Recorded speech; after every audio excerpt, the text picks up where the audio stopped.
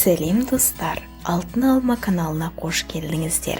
Біз бүгін осындай керемет индиялық пита және чапати лепешкаларын жасайтын боламыз. Біздің каналымызға тіркеліп, лайк басып, видеоны соңына дейін көріңіздер. Себебі бізді алда керемет рецепттер күтіп тұр. Ең алдымен ыстық суға 1 шай қасық тұзымызды қосып, барлығын мұқият араластырамыз. Бөлек ыдыста ұнымызды еліктен өткіземіз. Және ұнымыздың үстіне тұзды суымызды құямыз. Енді барлығын қасықпен араластырамыз.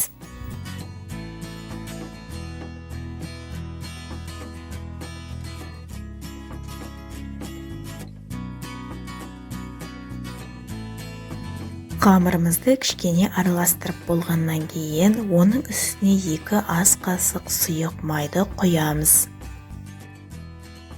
Енді барлығын мұқият араластыру керек.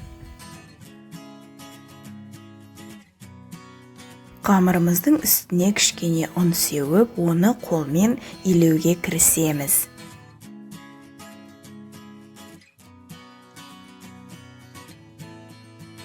Нәтижесінде бізде осындай жұмсақ, жылы қамыр дайын болады.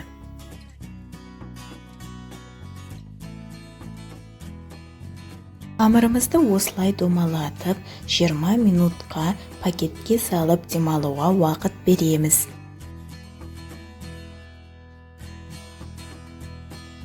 Жиырма минут өткеннен кейін қамырымызды тағы да кішкене илеп алып, оны 8 бөлікке бөлеміз.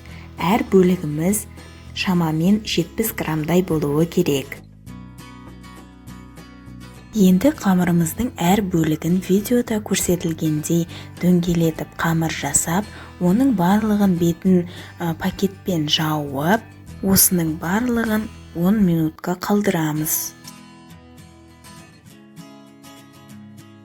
10 минут өткеннен кейін демалып болған қамырымызды алып, әрқайсысын 16-17 сантиметр диаметрге дейін жаямыз.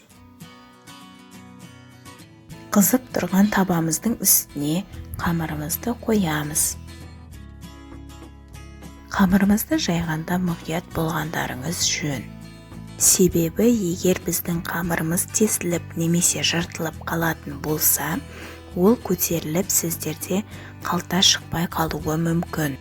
Біраз уақыт өткеннен кейін лепешкамызды келесі жағына аударамыз.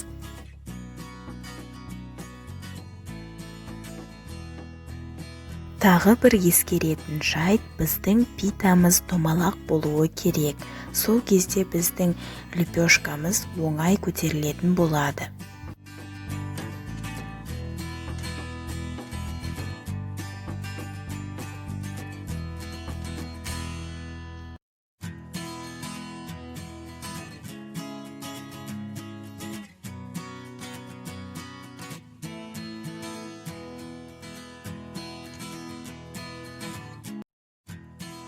Өздеріңіз көріп отырғандарыңыздай, біздің питамыз ақырындап көтеріліп жатыр.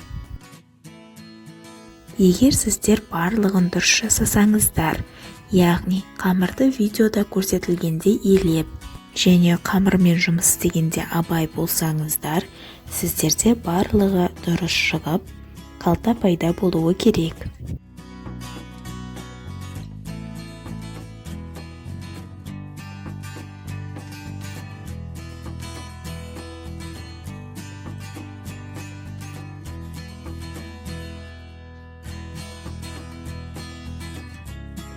Біздің питамыз осылайша көтерілді. Енді осы қалтаның ішіне кез келген салаттарды салып, немесе жай ғана көкөністерді кесіп салып жей берсеңіздер болады.